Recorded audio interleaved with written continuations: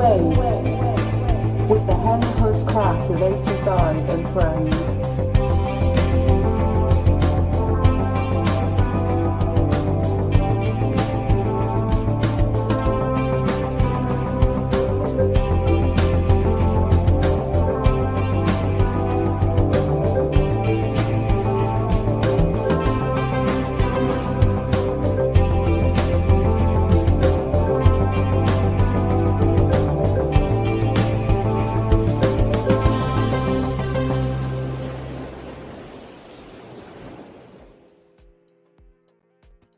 Yeah! Welcome back to Making Waves with the Hen Hud class of 85 and friends. I'm Dave San Marco. We're missing our homegirl Diane Mouse, but we're about to bring in the whole round of troops for you on the football episode tonight, starring Coach Vince Annichiarico, as we know him, Coach A. So let me get everybody up on screen. We're going to get into it. You know, without further ado, let's bring in number 22, Rob Smith. What's up, Rob? Smitty. Hey, Smitty's in the house. Where's your Hen Hud jersey at, baby?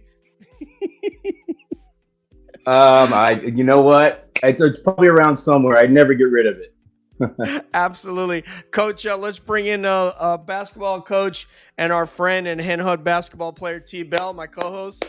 Hey, Robbie, Dave. Good evening. Good evening, sir. Happy to be here. Bell, what's going on, dude? Doing great. Hey, let me get this man in here right there because he's just a Hen Hud legend straight up. I mean, there's nothing else you could say. My man, Joseph J. Jody Carroll, class of 78. Welcome, Jody. Hey, guys. Captain of football, people. Captain of football team. This man right here was number 10 on the soccer team. He does call it football. It just happens to be a different time, a different type of football, and that is my man, Stuart Muir. Stu, where you at, Holmes? You here? I don't see Stu. Oh, I don't know. There he is, Stu. Here I am. There you are, Stu. Good evening, everybody. What a Stu. pleasure to be around some of Hen Hud's greatest athletes. Can I get an Where? amen for that? Exactly. When they're showing up. And when they show up, All right, let's bring on my man, this guy here, retired. Are you retired state trooper? Am I saying that correct, George? No, I'm still working. he's a colonel. Still for God's working sakes. as what's that? He's a colonel, for God's sakes. Can I get it? Hey, George That's Nohai, awesome. people. Yes, Way to go, George. a man. Congratulations. All right. Okay. So I had to check with his number today, but it turns out that he is in fact the heir apparent to Earl Campbell, number 35, Tim Hopkins. There he is. Welcome aboard, Hop. What's going on, folks? What's going on? How How we doing? Tim? All right, man. And- See you guys.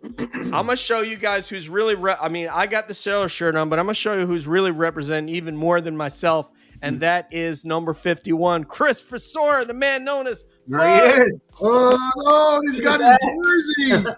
Look at that. The jersey. Representing, man. That's awesome. The rest All of Buzz, what's going on, dude?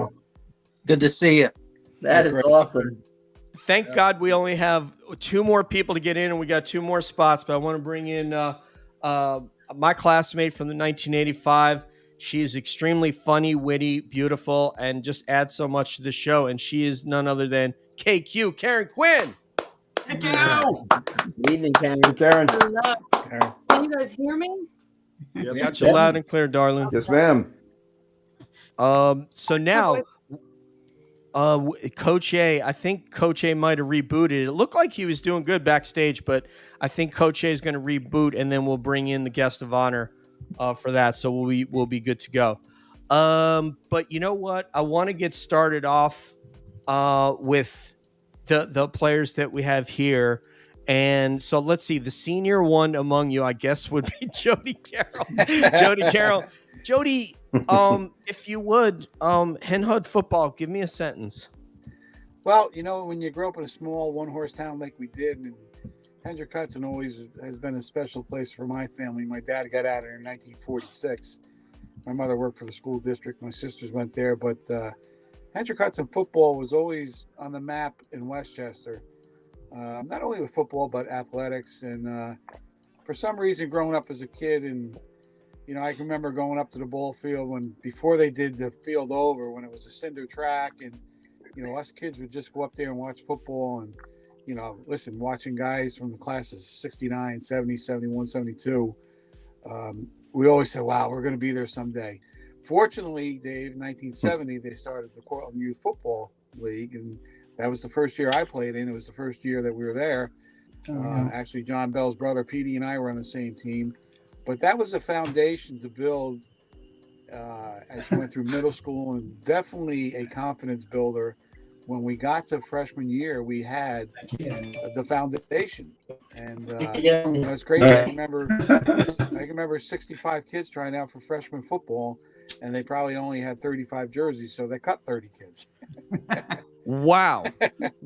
Right, Coach? That is something else. Yeah. Let's bring in the man of honor. The guy that we basically built this show around is Coach Vince Annichiarico. Welcome aboard, Coach. Coach, hey, can you hear me, Coach. brother? Right? Maybe. Test. This is the big challenge sometimes, is getting that connection and having people be able to hear you. Coach is frozen, but what we're going to do is we'll go through the players and let him hear what you guys have to say, and then we'll come back to Coach. So let's go to Rob Smith. And Rob, can you kind of tell us about your experience there playing football and maybe even Hen Hud in general? Yeah, Go ahead, sir. Well, I was just going to say, so, a lot of times in business, I think about when I played football, the learning how to be a teammate and learning to work with other teammates, and really valuable lessons on just being persistent, having to run those last sprints, or getting out there with a bad ankle or a bad shoulder, just not giving up. And whether you're winning or losing wasn't it was playing for the guys next to you and the guys who are relying on you. And the great thing about having a coach like Coach A is those are the lessons that he helped teach us. So yeah, obviously our parents were instrumental in the lessons that we learned, but having a coach, a leader of 45, 50 guys, and getting us all on the same page. Maybe we didn't like each other all the time, but we sure did when we put the jersey on. And I give that 100% to being a teammate and certainly Hen Hud football. That is awesome. And the smiling, I remember you from freshman year when I went to Hen Hud, and man, just as cool as the other side of the pillow. And I want to say this for all of you guys, for somebody who didn't play, I didn't even try out for football until I was at college, but just seeing you guys were just so cool, and I really did, want to be like you guys. I saw that you guys were a team. You had these cool jerseys on representing the school, and I really did look up to you guys when I used to see you around the hallways. Like I think Fridays is when you guys would wear jerseys, Friday before game.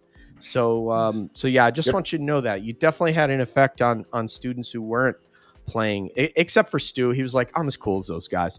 But Fuzz, can you tell us about your I was kind of trying to go in order, in the descending order, but the screen moves when Coach A falls off. But Fuzz, can you please tell us about your experience playing Hen Hud football? Well, 100%. I mean, and it kind of piggybacks exactly what Jody said and Rob. Growing up in the Montrose, Buchanan, Verplank, Furnace Woods area, you would see those Sailors Have More Fun stickers all around. Yes. I mean, and the team Right. competitive, and there was always a lot of buzz around the football team. And, I played Cortland youth football as well. I mean, with many of you, and those friendships endured. Yeah, for sure. And, I 100%. think the lessons that you learn in football and the friendships as well, last a lifetime, and it builds a lot of character.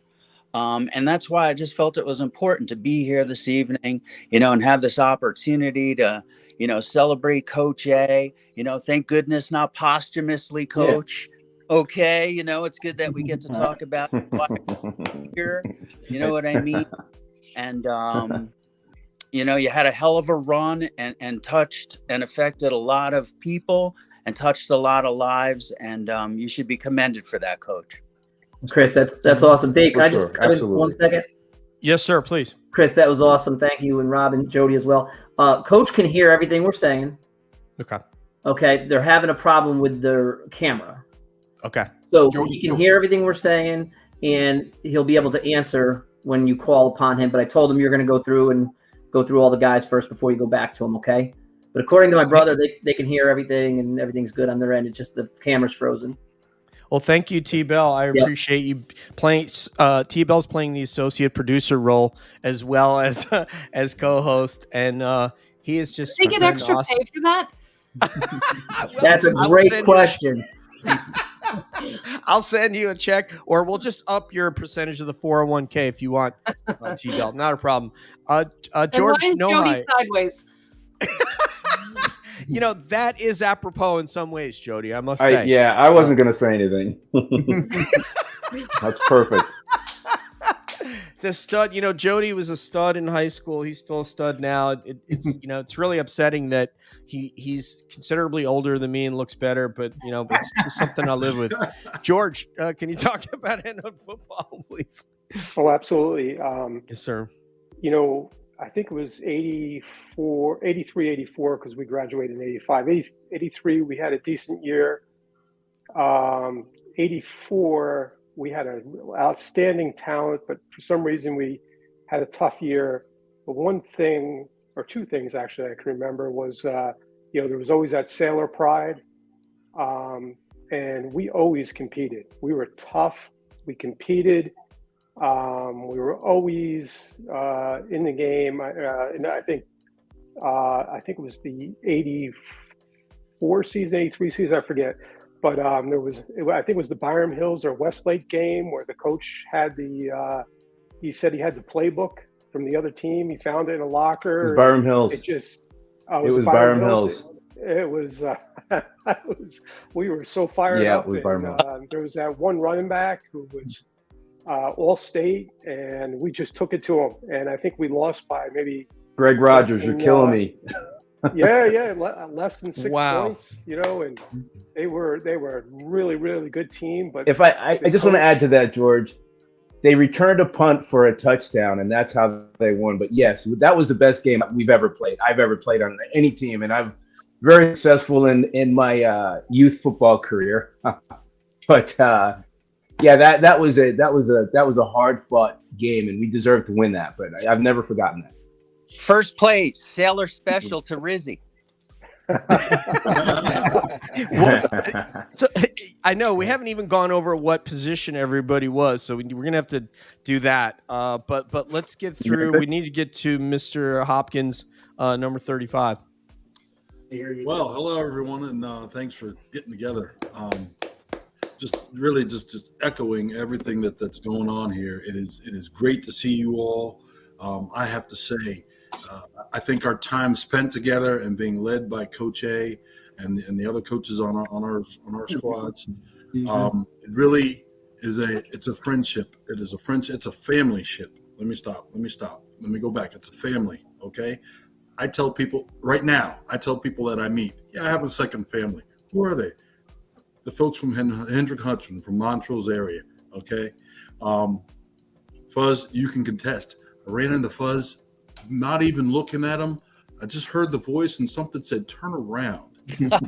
In Best Buy, in Poughkeepsie, in the Galleria, and instant notification, instant recognition. Okay, we knew each other instantly, and and that's one time I didn't have my phone on me, so I couldn't get his number. Man, damn it!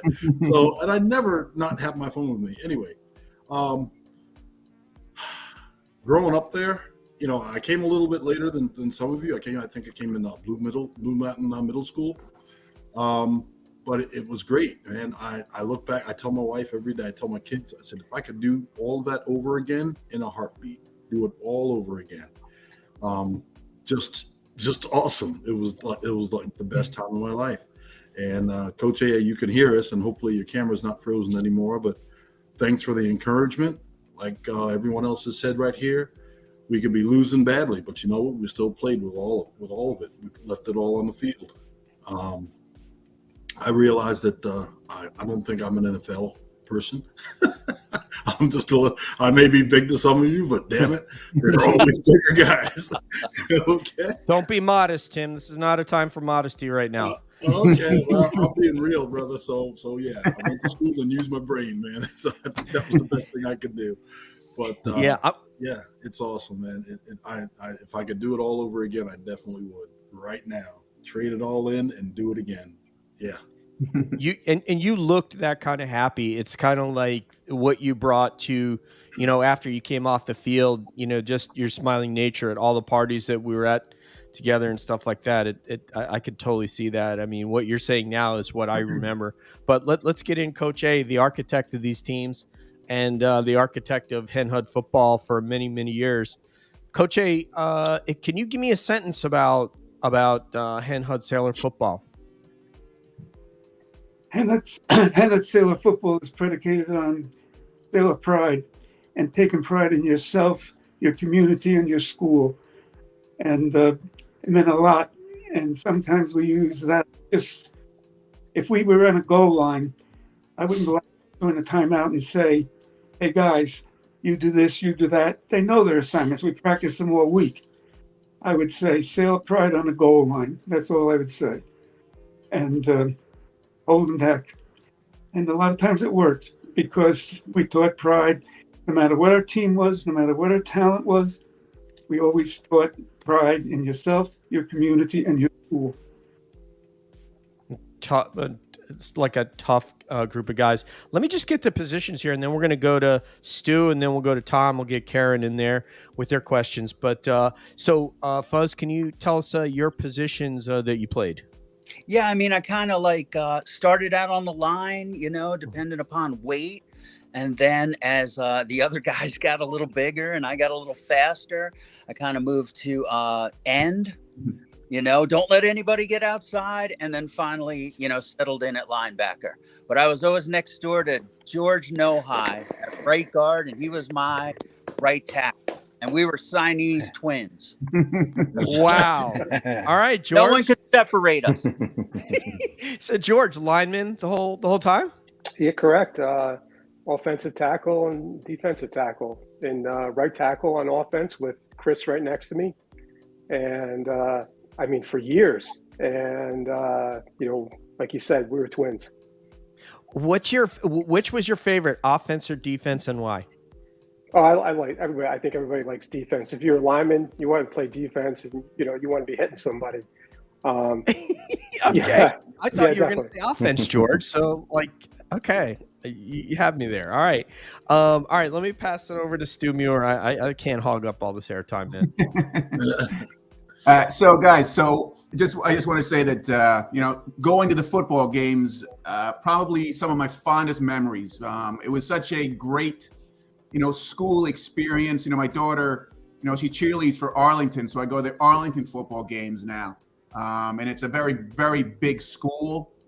And even though there's a lot of people there, I just don't feel like the same I felt when I was watching a Hen Hud game. Maybe it's being at a smaller school that kind of brings out that closeness amongst everybody. But there was always big crowds at the game. Did you guys really appreciate the crowds there? Did you feel the crowds there? I mean, playing soccer, we didn't get many crowds, unfortunately, but did you guys feel that? Because the stands were always filled with, people who love to watch you play. Yeah. Let me start off. Let me say, absolutely, we love the crowds. The soccer games weren't as full, but hey, we supported you.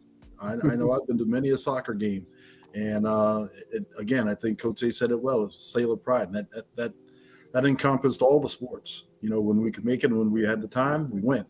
We supported. But the crowds for our games, they were pretty massive sometimes, and depending on where we were, it was great to hear everybody cheering us on. Yeah, that walk from guys, I remember the dome down from the dome, to the field was pretty intense. You guys still hear the clicking of the cleats walking down there? Yeah, absolutely. Still hear it. Absolutely. Yeah.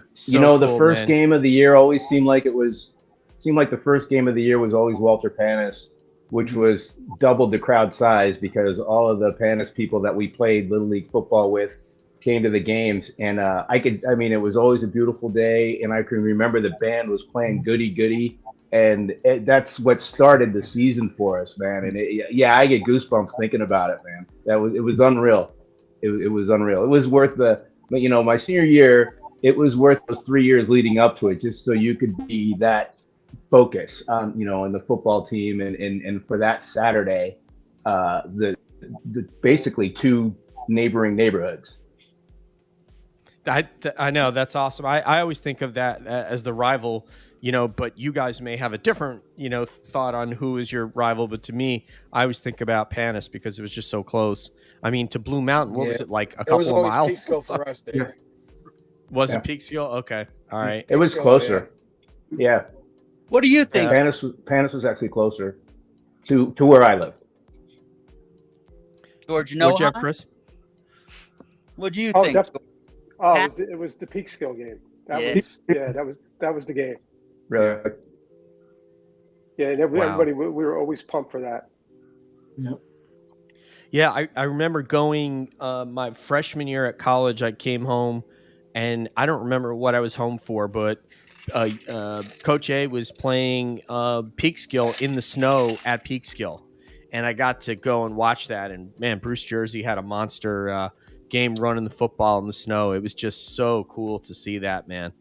That was really dope. But all of you guys were gone from at college and so on and so forth. So I don't know if any of you went to that game, but it was great.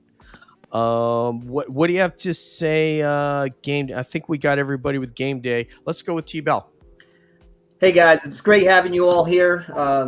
First off, plug to Dave for this show. This is probably, Dave, our 8th or 9th show we've done? I think a little more than that, but something like that. It just keeps getting better and better. And I want to thank all of you guys for taking time out on your Sunday night to come on with us, and especially you, Coach A, and to my brother, John. It means so much to us to get this thing going, and hopefully this show will continue to grow. I didn't play football, as you guys know, but Hen Hud football has always been a huge part of my life. My brother played. I remember going to watch him and Jody play in the 70s. I was like a 6th grader. And Coach A, you don't know this, but I would come to the games early with John, and I'd run around the field or do whatever I did as a 6th grader, 5th grader. And then I'd sneak into the dome, and I would listen to your pregame talks.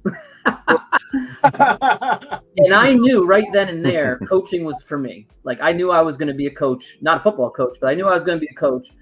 And I think Fuzz or one of you guys said it, like that walk out, like watching the team walk out as like a 6th grader. Yeah. It's like seeing these guys that look so huge. Jody, you were one of them. My brother John was one of them. And the clickety clack of the cleats and the band playing, and just Rob mentioned, it was always a beautiful day, right? Mm-hmm. It was always a beautiful fall day at Hen Hud. Those games were events, and regardless of winning or losing, like Coach said, you guys always played hard. You always played tough, and we appreciate that from you guys. Coach A, you've influenced me in ways. Go ahead. One sec. Coach A had something. Go ahead, sir. Yeah. Ask Jody about halftime talks. We got Jody.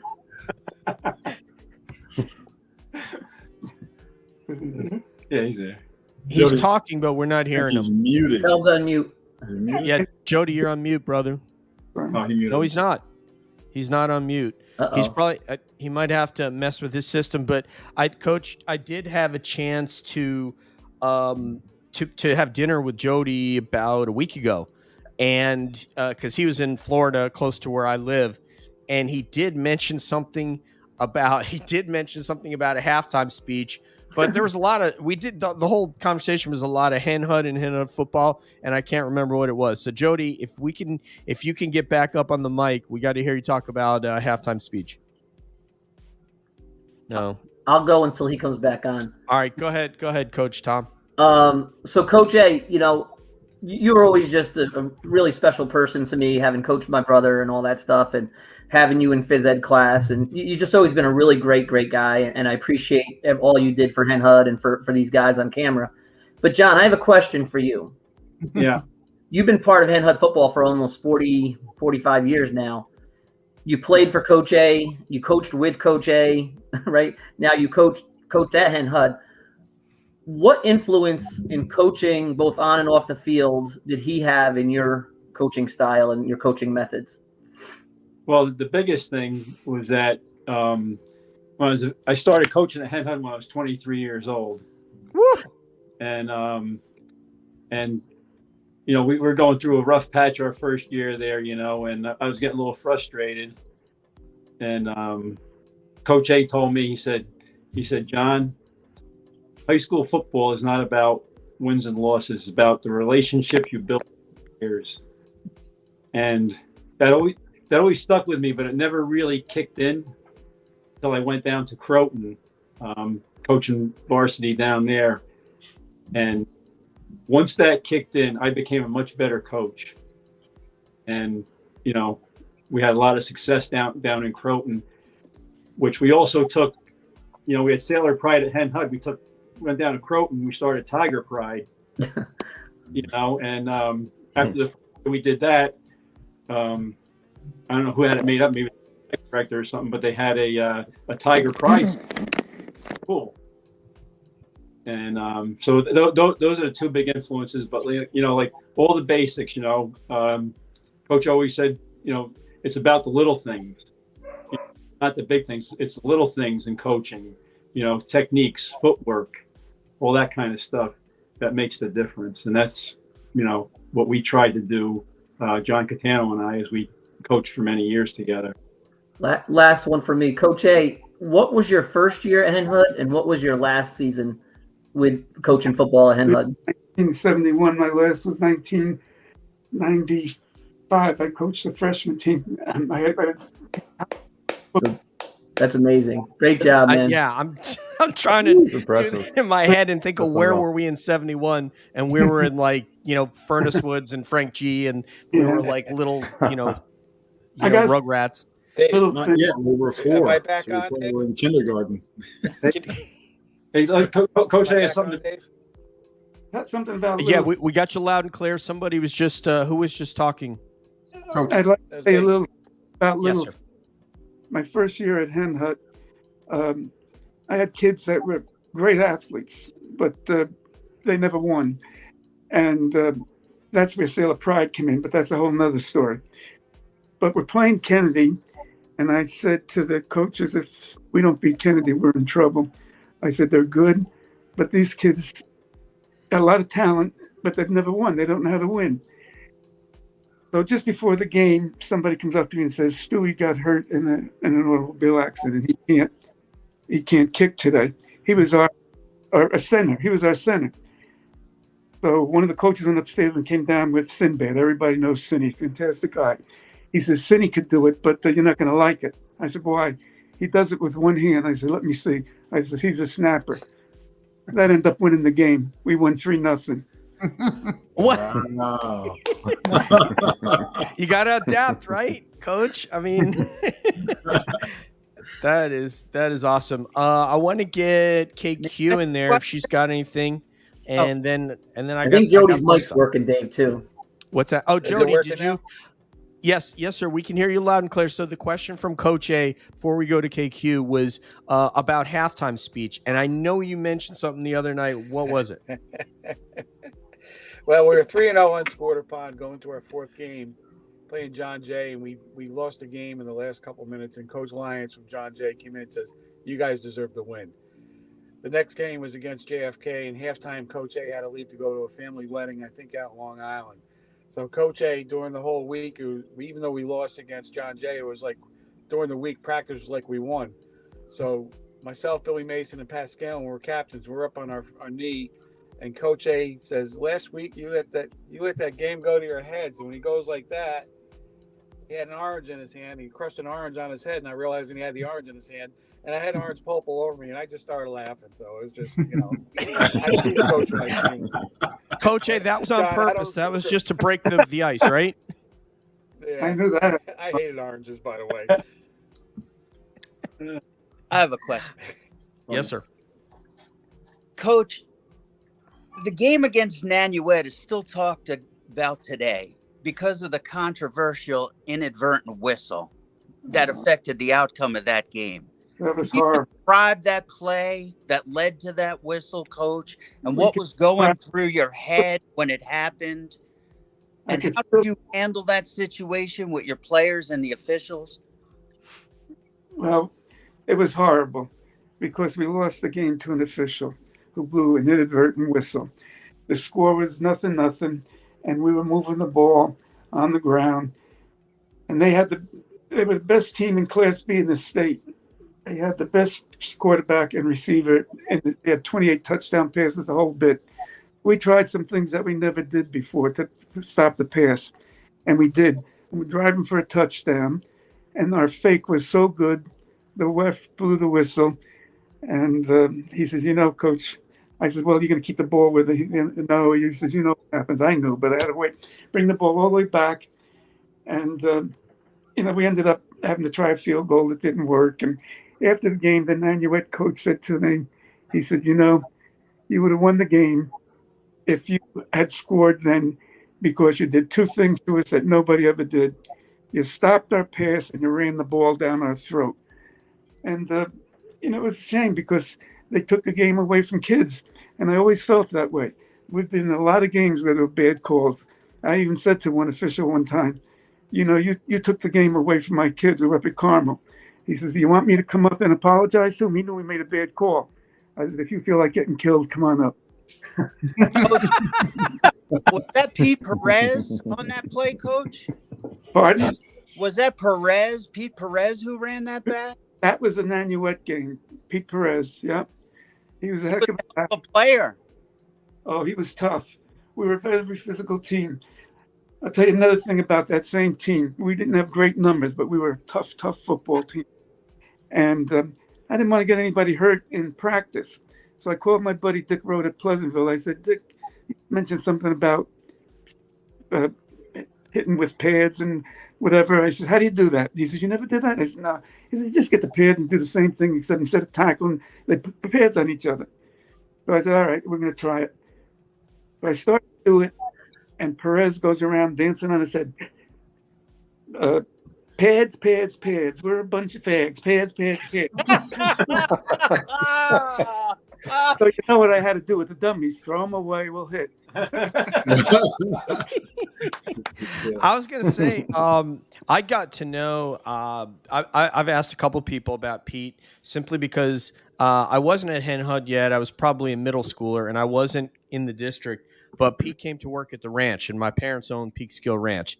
Just like Catano worked at the ranch, Richie Ryan worked at the ranch, a bunch of different Hen Hud players. But Pete Perez was especially kind and kind of like took me under his wing. And everybody knew that he was a football player. I mean, he looked like a football player. And I'm curious what you remember about Pete. Was he a college player? Did he set records? What could you tell us about Pete as a player? Well, he was tough. And one day in practice, I forget what he did. I threw him off the field. And he was walking home, and Charlie Heibel, our superintendent, his office was right where we practiced, so he saw every move I made. So he picked him, took him home, and he says to Pete, why are you going home so early? Our coach yelled at me. He says, what the hell do you think I pay him for? He said, and next day he came in to the office, and our office had all the other phys ed teachers in there, and he wanted to talk. So I says, come on downstairs, we'll talk. Now I knew I had him right where I want him, and that he was going to be a leader after this. You could be a hell of a football player. This could be a heck of a team, but you got to grow up. You got to do this. You got to do that. Oh, please, coach, let me do it. And it changed after that. He was unbelievable after that. Yeah, I'll tell you what, he acted very mature and, at least around the ranch. He ended up getting a room there and spending the summer there and was just a great guy. I don't know, maybe that was the moment I wanted to become a football player, even though it didn't happen until after high school, ironically. But who else got a question before I get to my stuff? KQ? Yeah, me? No? You don't have to. All right, hold on. Wait, I can do this.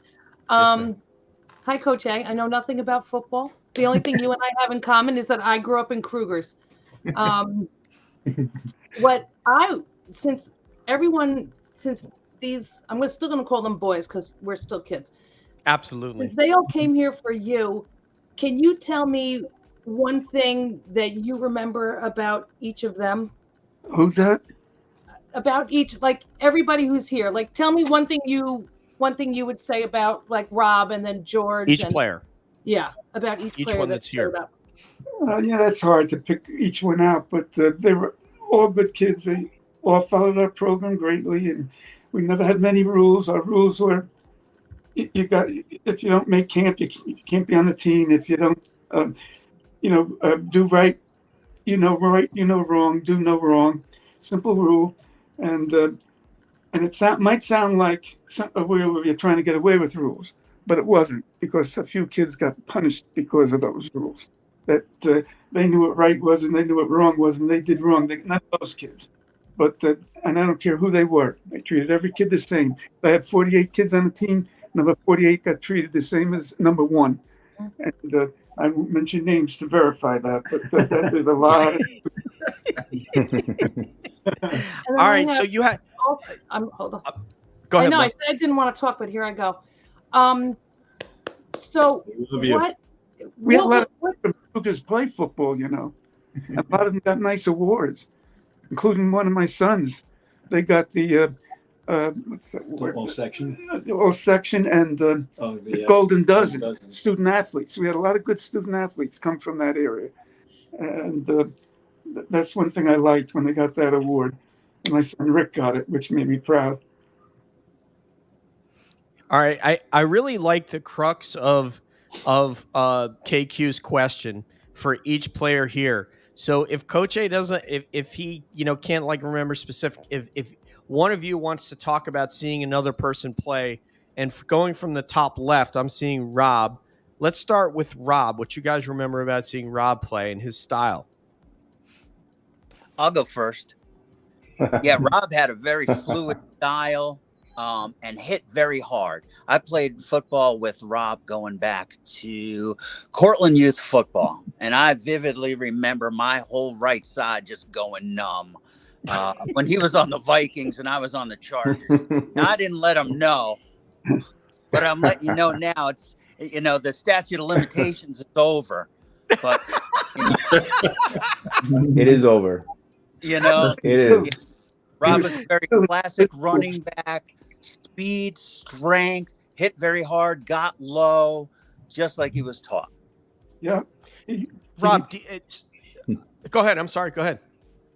No, I was just going to add to that he had good moves and he was quick and he was a great kid to coach. Yeah, I was going to say, was there a running back like that you were trying to pattern yourself after, Rob? Yeah, it was me and Patrick Neal were both Tony Dorsett. I love Tony Dorsett. Originally, it was O.J. Simpson. Then Tony came on the scene, and so that was and we had similar styles, I think. I was fast, man. I mean, what else am I going to say? That really helps. And Tony Dorsett, very, very difficult to get a clean hit on him. People really did not get clean hits on Tony Dorsett until he was quite a bit older. I think we just lost Jody again, but let's go with George. George, do you want to talk about somebody on screen? Because we're going to get them to talk about your style. Oh, I think Chris was just, and Timmy were tough. I can remember Chris, in the huddle, like, hey, we got to blow these guys off the line. We got to do this. He was a leader. And Timmy, I think, was more quiet. Timmy would run you over, and that's how you knew he was doing his talking, because he could run some people over. I was going to say, Tim, do you have a pancake? Or I shouldn't say use that word. Do you remember running someone over that's really memorable when you had a good hit and just crushed somebody? Oh, man, yeah. It sticks out, and I flash back to this. We were the goal line, and this kid was way smaller than me, and I think it was Croton. If I'm not mistaken, I think it was a Croton game. This kid was way smaller, and I saw it. I'm like, I could really just go all out, and I held back. I did hold back. As far as the style, I just wanted to be like a Jim Brown, somebody who just take a hit, stand there and look at them, and they'd wonder, like, wait a minute, I just hit you with everything I had, and you didn't go down. It wasn't always the case, but yeah, there were a couple of times, and I think it was that Croton game that I just held back a little bit. Hey, Timmy can was somebody- one of those guys. He might walk over somebody, but he would help him up. Oh, Yeah, that's true. What a nice kid, Yeah, man. That's very I true. love it, man. Gentle giant.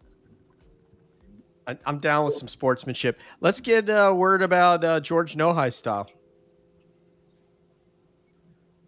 I I can tell you, well, I remember playing. third grade. And Wait, Rob's got something. Go ahead, oh, Rob. please. And then we'll go to Fuzz. Oh, I was just going to say, I remember playing with George all the way through. Well, minus freshman and JV year, but in Little League, youth football. And George was a tough dude, man.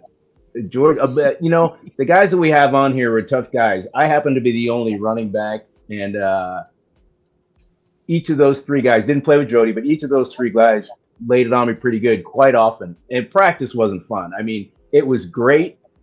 But yeah, the guys like to hit, man. George, Chris, and Timmy. And yeah, Timmy ran me over. I'm not gonna lie, man. I was a cornerback, and he comes around, and yeah, he just ran me over, and that's the end of that story. No further discussion needed on that. Yeah, I'm sorry, Rob. It was just practice, man. Yeah, and he didn't pick me up either. Coach A, I mean, you should have told Timmy to go over and pick Rob up. All right. All right. Dave. Chris, Fuzz, No, you you guys are great ball players. Great ball players. George every year. He was a true lineman. He was an epitome. He was a great lineman. Yeah. Yep. Dude, he looked tough. I mean, that's all I got to say from just seeing him around school. Chris, all right. So, yeah, I think you already spoke about George. I think we had to go to Jody Carroll, your captain from the 78 team. Do you have something you'd like to say about someone's trying to get in the studio. Hold on. And Hey, we're Dave. full. Hey, Dave. What's that? Yes, sir. Why don't you have Jody talk about John and John talk about Jody? Because they played together. Yeah. I'm gonna up your 401k again because this is No just problem, man. you're just too damn good. Okay, let's do John. Would you like to give some words about JJ Carroll and then we'll reciprocate? Well, Uh-oh. if you saw Jody, Yeah. When in his high school, he wasn't a very impressive figure, but he was a year ahead, and he played linebacker on defense, and he was the toughest linebacker in our league. I mean, he brought it all the time, and it was just amazing for the size that he was, what he could do on the football field. Amazing. I got a funny story there if you want to hear it. Please. Yeah. Jody played linebacker, and we're over at John Jay, which in those days was a real rivalry. I mean, you talk about Panis and everything, but John Jay Hen Hud games where they drew thousands. I mean, it was unbelievable. Whether it was there or at Hen Hud in the ring, didn't make any difference. And Ronnie Lyons, the coach, and myself were very good friends. We played against each other in high school, and to this day, Ronnie's gone now, but we were together all the time as really great friends. And he said to me after the game, "How can you play that before the game? How can you play that little guy at linebacker?" After the game, he came over and he said, "Now I know why you play that guy there. He's a tough thing." That's classic. Knocking the hell out of people. That's why. There you go, Thanks, coach. Coach. Right? Okay. Would you like to talk about John Bell, please? Jody, are you there? Yeah. Uh-oh. Can you hear me? Okay. Yes, sir. Go ahead. Can you hear me? John was under me, a class below me, and the whole class of 79.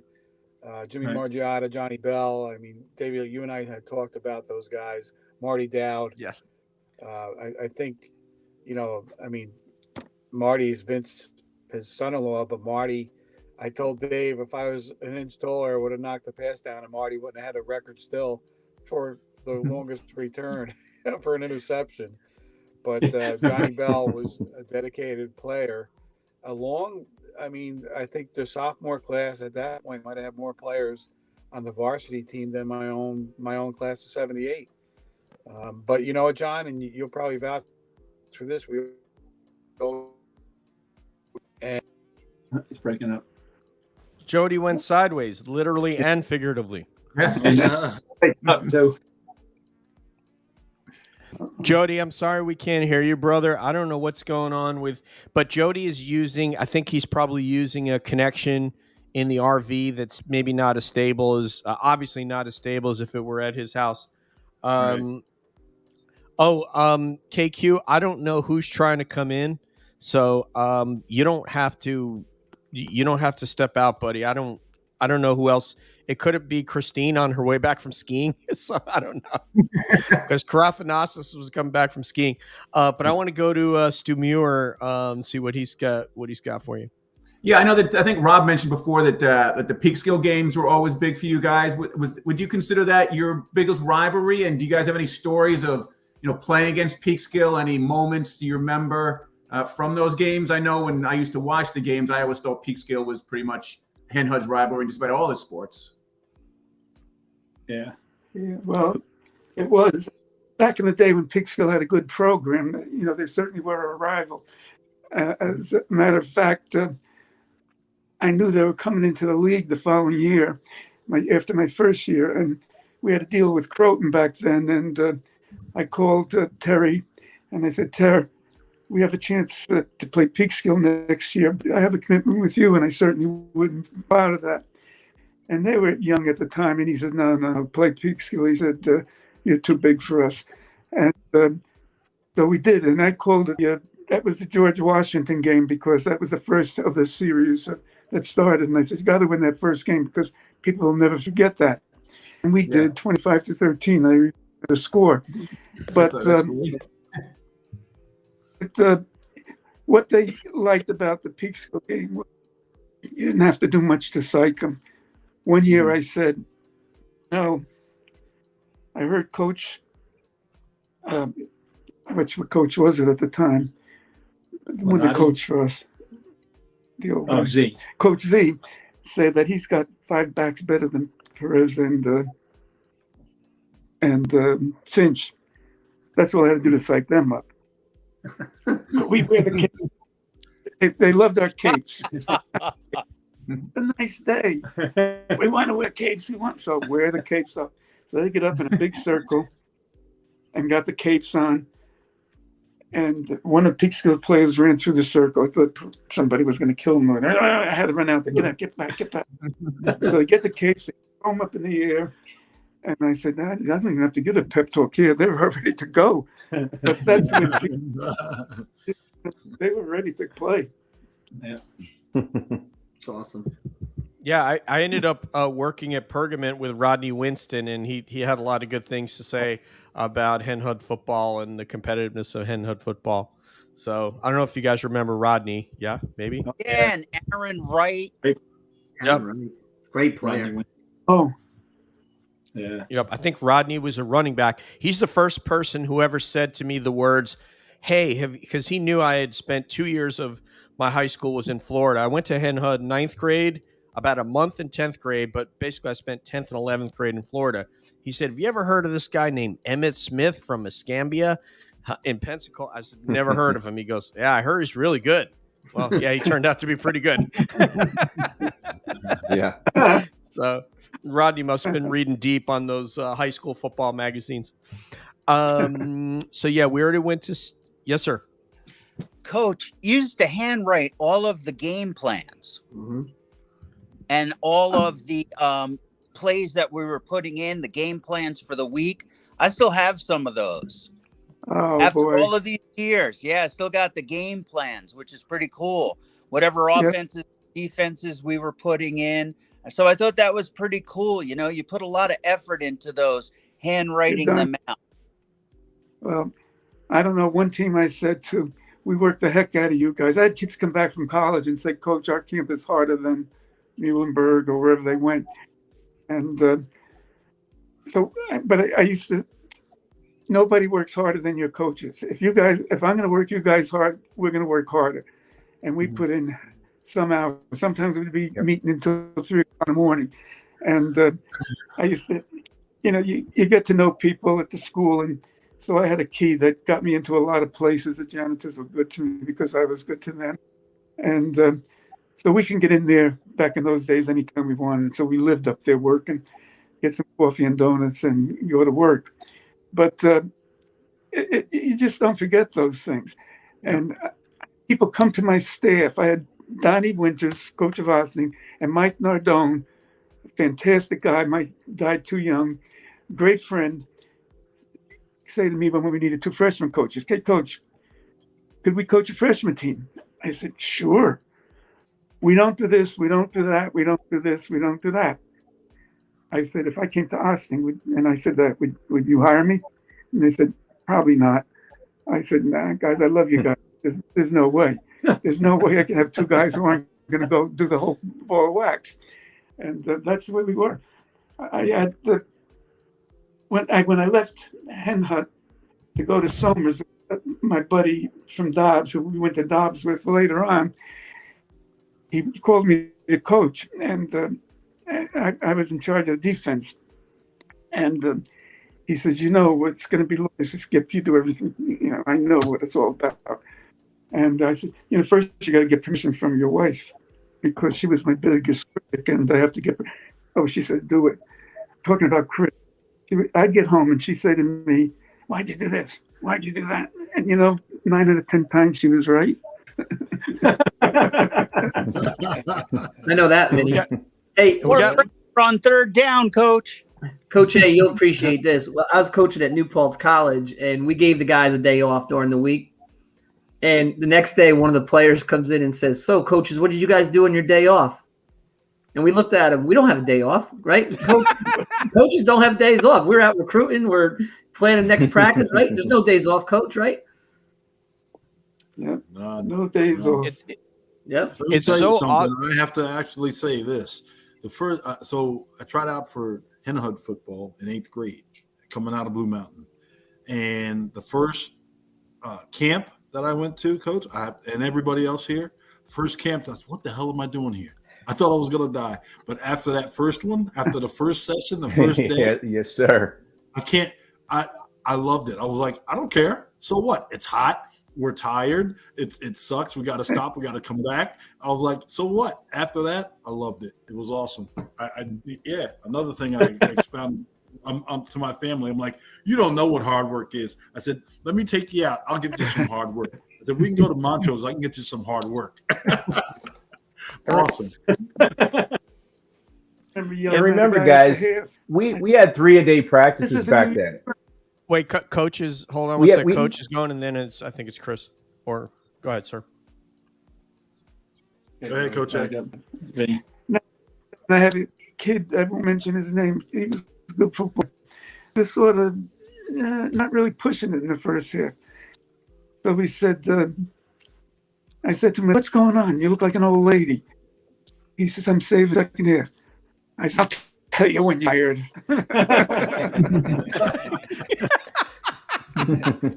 It's not going to be a second half for you.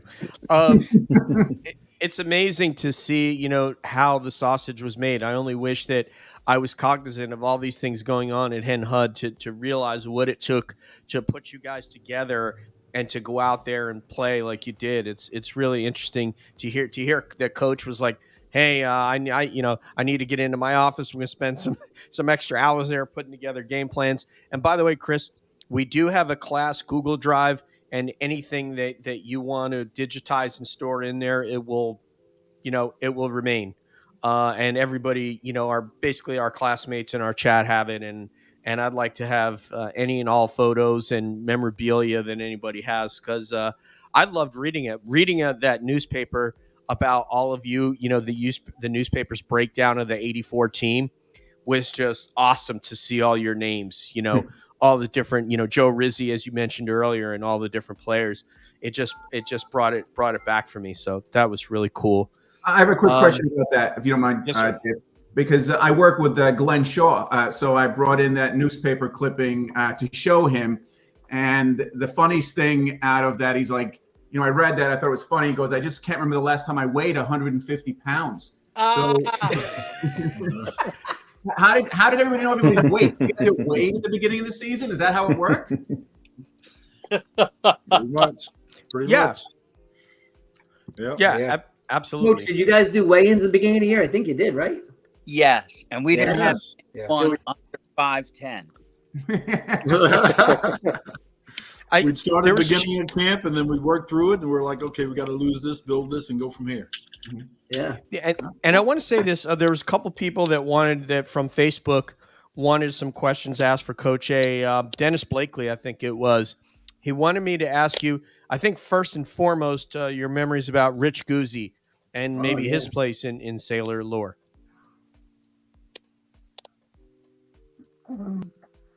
Rich was one of our good running backs.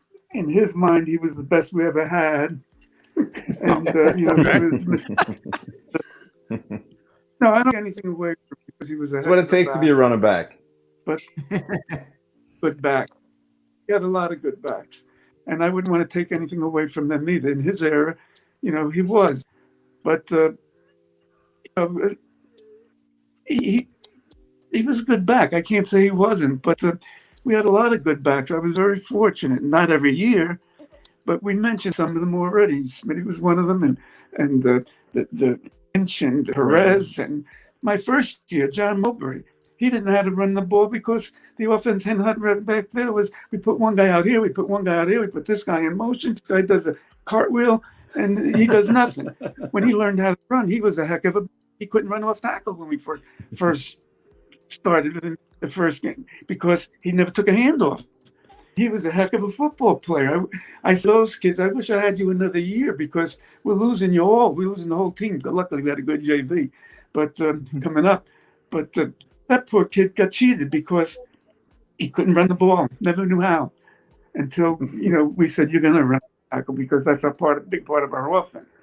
And he did a heck of a job. But I don't know. I think some ways an easygoing coach, in some ways a tough coach. Easygoing because I treated people the way I wanted to be treated. Tough coach because it worked the hell out of you. Yeah. Coach, I got a question for you. When it was time to step aside at Hen Hud, did you feel, was it hard to step away? Obviously, it must have been hard to step away, but did you feel like you accomplished what you wanted to accomplish? Were there any regrets? What's that? I still dream about football. Every fall, I dream about football. Never leaves, does it? It'd be stupid things like I forgot to. We're not going to be ready for the first game. I forgot to do it. Oh my God, I didn't do that. I didn't plan for camp. Every year, and it's been how many years now? 30 more? Yeah. God bless you, man. I have a couple of my classmates from Hen Hud in the chat that are saying hello. It's in your blood. I got to thank Catano and Bell when they were at Croton because they used to invite me down there to help with the quarterback and a few other things, how to defend a few things. So they kept me alive for a couple of years. A couple of my classmates from Hen Hud are in the chat. Danny O'Brien want to say hello, and Chris Butler want to say hello. And there are a couple of my classmates when I was there, freshman and senior year. So I want to go to Stu before. Oh, it's actually they wanted me to ask about Mike Zuaro, that he was integral in the '88 team that you had, Coach. Mike Zuaro, does that sound right? Yes. Oh, kid. No. Another back that was he played and he was a heck of a back. He was a heck of a back, and sometimes you make the wrong calls. But up at Panis, we're undefeated at the time. Both teams are 6-0. We had a touchdown called back. It was pouring rain. And I called a timeout, and I said, hey, we got to take that ball right down the field and try to score and tie it up because we, this is the game. They took it down to the 1-yard line, and the game ended. and we lost 6-0, and it ruined an undefeated season. And it was a shame because, again, pride got to get you down. We're just going to fling in the plays real quick. Sometimes we're doing the same play twice in a row, 2-minute rule, the whole bit in the mud, and all stuff lost. But you remember the losses more than the wins. Oh yeah, absolutely. The pain of it, I'm sure. So yeah, it's about 7:30. We're about an hour in, but I want to get a round for everybody. Give everybody a last round, culminating, of course, with Coach A. But Rob, go ahead. Do you have anything final you want to say to the group, or questions, or anything like that? Yeah, I wanted to say, I was thinking about this, when we walked in that locker room as freshmen, never having changed in a locker room with the other guys, it was so intimidating. I remember seeing guys like Marco Pinkway and John Jennings, come walking through there. These guys were huge. And someone mentioned the clicking of it was the sights, the smells, and the sounds, the clicking of the cleats. And obviously after a full day's practice, we were so intimidated to be freshman football players. And then to have had the opportunity to go through the whole program and be there as a senior and walking past the freshmen in there. I just remember that so vividly, and knowing how they felt.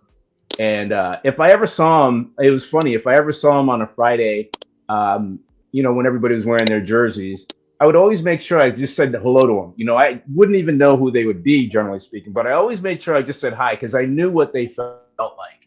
And the varsity football players were gods at that point. So, kind of like the responsibility, I guess, you had as a varsity player, having made it through coach's system for 4 years. So. But I was it was such a great experience for me. I remember it all the time.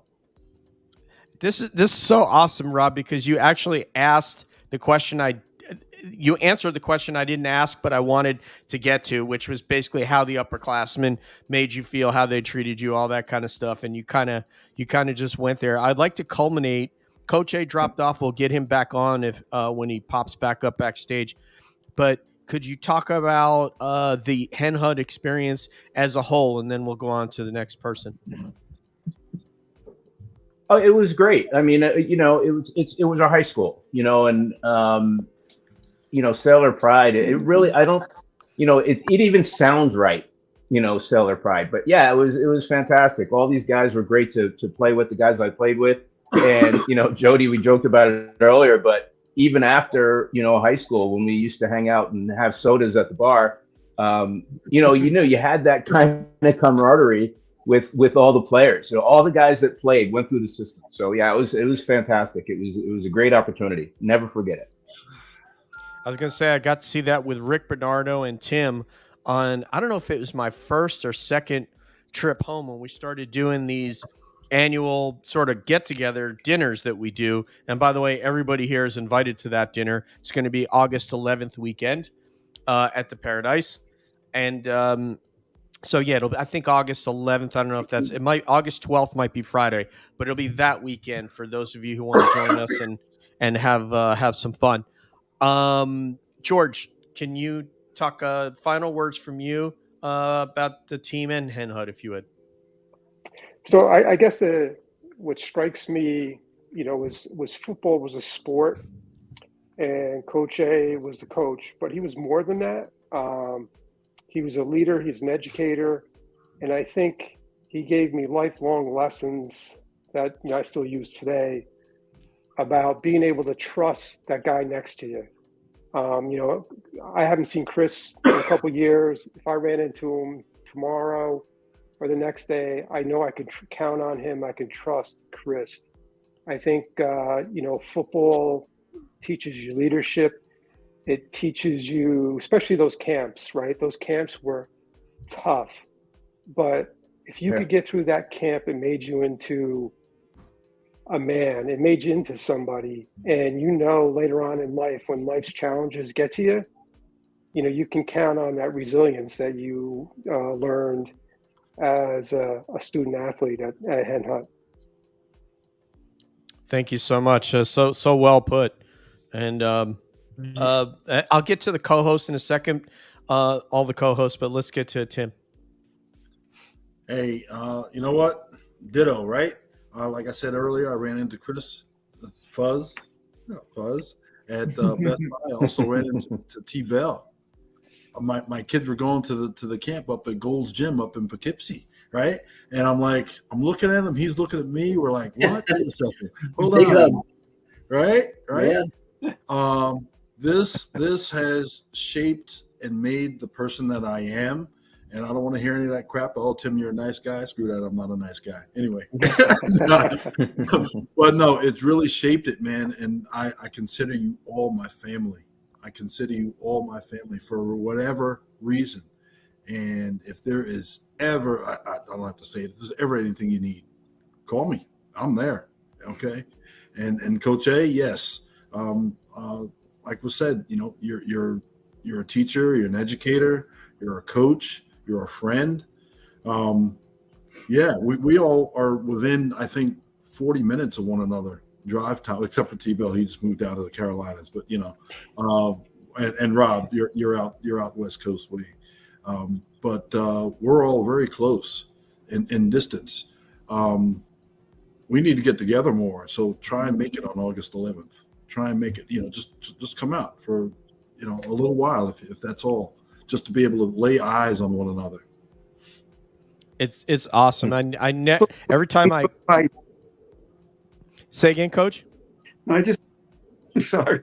I was going to say football's a game of life, and what these guys just said is what my goals were to get out of them, to make them better men, try to make boys men, and see them get ahead in their lives, and just to play a little bit a part of that, helping them to be better people, better men, and to be successful in life. That's what it's all about. Look at what they all have great jobs. They're all working. I mean, they're in all walks of life. Some of them make more money than all of us put together, and that's fantastic. Did we do it? No, they had it in them. But when they call you and say, you know, I learned ethic from Hen Hud. That's what it's all about. They're trying to make boys into men and have good lives, because football's a game of life. Yep. Mission accomplished, Coach. Mission accomplished.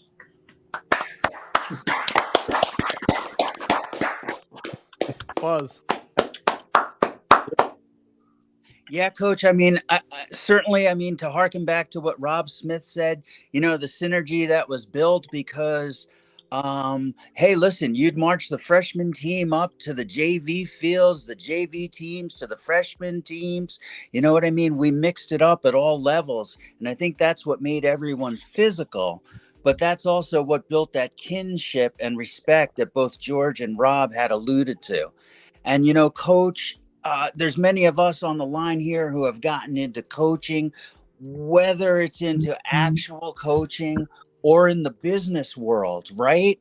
Or in law enforcement. And I think, you know, Coach, your mission was accomplished. You know, the lessons that we learned on those dusty, godforsaken fields with our shin splints, okay, and the smell of our helmets, right? And our old jank mouth, Coach, have served us well. And I just want to thank you. Okay, you did make boys to men. You did have a positive impact on the lives of others. And, you know, we're all bonded by sweat, blood, and, you know, tears. And that's never going to end, Coach. And that's because of you. Thank you. Game ball. There it is. Sailor pride. Game Jody ball. Carroll. Love it. Jody's mic. Oh man, I'm so sorry, Jody. Every time you go sideways, we can't hear you. But we can certainly text to Coach A anything that you have to say, and I really do appreciate you coming on and giving us a perspective from your teams tonight. But for the co-hosts, I want to go counterclockwise, and I'd like to go with KQ.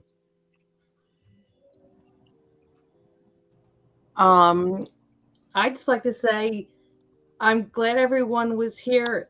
Again, I don't know anything about football, but to hear the amount of respect that you have for Coach A and how high you hold him, it's a great thing. It's a great thing. Thanks everybody for coming on. George, you were way too quiet.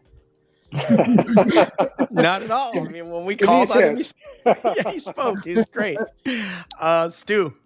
Yeah, I just want to kind of echo what Karen was saying. Just to, I was a Nate kid in Hen Hud, so I have, a different experience with Coach Nate. The way I feel about him, I had a great experience with Coach Nate. He was a lot of blood and guts kind of thing, and I hope that if one day we get a soccer thing going together, I can, sound the same as you guys did, and how much you care and love Coach A.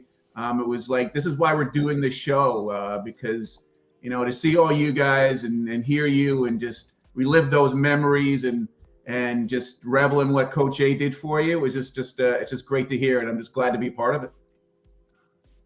And Stu, I would just want to say we will get the soccer episode going. So that's not a if, that's just a when.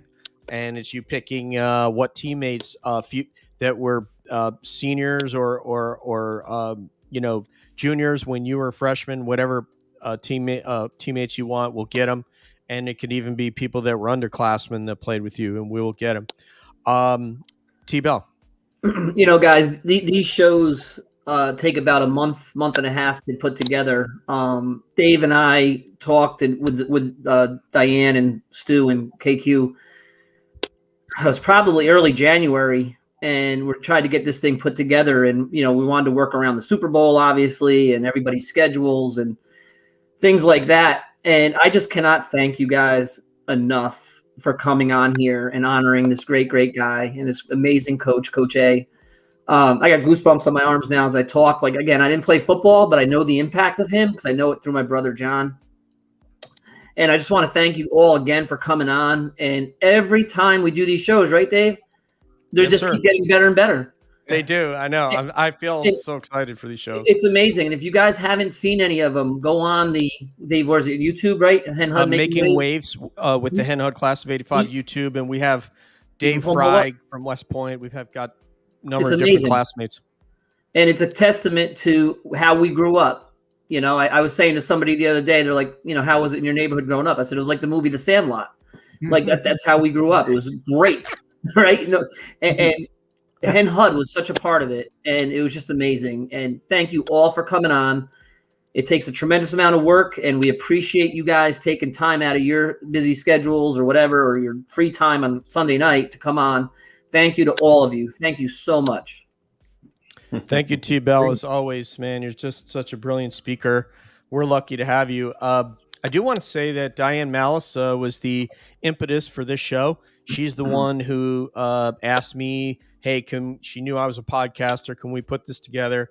I said, yeah, but it's going to be a YouTube. She goes, you mean we're going to be on camera? I'm going, because people want to connect with you visually. People are going to want to look at Coach A and see his facial reactions to things and all of you. And so YouTube is the way to go. And thank goodness that she agreed with me. And then we got these brilliant co-hosts. For my part, I want to say, as you can see, Sailor Pride, Sailor Nation. If I have a regret, I wish I would have played for Coach A. I didn't know how to play football. Never played football in my life. But what you guys did, of course, Bruce got me to go on the wrestling team. And that gave me the idea that I could play sports and I could succeed. So I took what you guys did and I went and trained all summer for football, knowing that I'd never played, never put on a helmet, never put on a set of shoulder pads. But I went to Dean College in Massachusetts. They had open tryouts. They asked me, did I play? I said, yeah, absolutely I played. Of course I hadn't. But they said, okay, fine. You pass your medical. You come try out and get your ass beat for 2 weeks for the hazing, because I'd missed camp. So I went, I tried out. I do remember the sound of the cleats. I remember getting on the bus and how smelly the uniforms are. First of all, I had to figure out watching how to I didn't know what the spider harness was under the shoulder pads. I didn't know what that, so I was like, oh, okay, that guy is putting it on. Okay. So long story short, I made the team. Played the full year, got recruited, got invited back to the next year. My father didn't let me come back the next year, but I did make the team for the second season. And I did play 1 year semi-pro, but a lot of that, I was inspired because I wanted to be like you guys.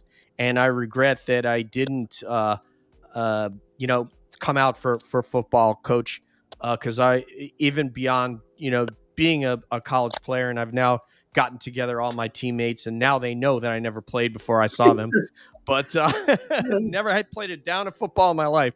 But I watched you guys, and I went up to Blue Mountain Reservation and ran and did push-ups and sit-ups, and went to your track around your field and went and ran sprints, and just said, well, I'll just do push-ups, sit-ups, run, push-up, sit-ups, run, and that worked. So anyway, thank you, Coach A, though, for inspiring me. And I really wish that I was one of your players, because that would have probably been, over and above the other two teams that I played on. I hope none of my teammates are watching right now. So thank you, Coach A. All right. I appreciate it. I don't know if he can hear me or not, but thank you very much, guys. I really appreciate it. You guys are very inspiring, and I'm just honored to be one of your classmates. So with that, Hen Hudders who are watching, please give us a like and a subscribe on YouTube if you would. This will be out on podcast tomorrow. It'll be on all the different podcast networks: Apple, Google, Spotify, Amazon, all that stuff. And then let us know, in our Facebook group, what episodes you want to see, and we will make them happen. We're going to make Stuart's soccer episode happen. So, Coach A, do you have any final words, sir? This is your show. Just, my wall there, I have a plaque from the staff at Hen Hud, Catano and Bell, for Coach A Award, which is the Sailor Pride Award. Oh, I love it. And that meant a lot to me when they did that. And I was at and I explained Sailor Pride meant. But told them, but I'm glad to see that it's all over the school. But to me, it's just like 2 words, and it's not 2 words. And I told them what Sailor Pride was, and you got to instill it, and you got to have pride into yourself and your school. And your family always comes first, your religion, and all those good things were the bad things. But seriously, I'm happy about that. And I'm glad to see that the tradition is going to be carried on. And I'm glad that all the sports are using it. I don't know if it means the same thing. I don't know if it means the same thing to present-day football players. But I tried to tell them at dinner that night what it was. Because I think without pride, you're never going to do anything in life. You got to believe in yourself. You got to care about yourself. And you got to have pride. I said to my first team, hey, you guys don't know how to, you got side, got this, you got that. You don't know when. They put their pants the same way on you do. Your mother raised them. You got the same, you're probably smaller than Hen Hud, but you got to believe in yourself. And you got to believe, I'm going to beat that guy. He's not going to beat me. There's your pride right there, especially on defense. On defense, how can you not have pride on defense that nobody's going to push me around? And I don't know, it worked for us. And I was ready to the wall. That the life, because like I said before,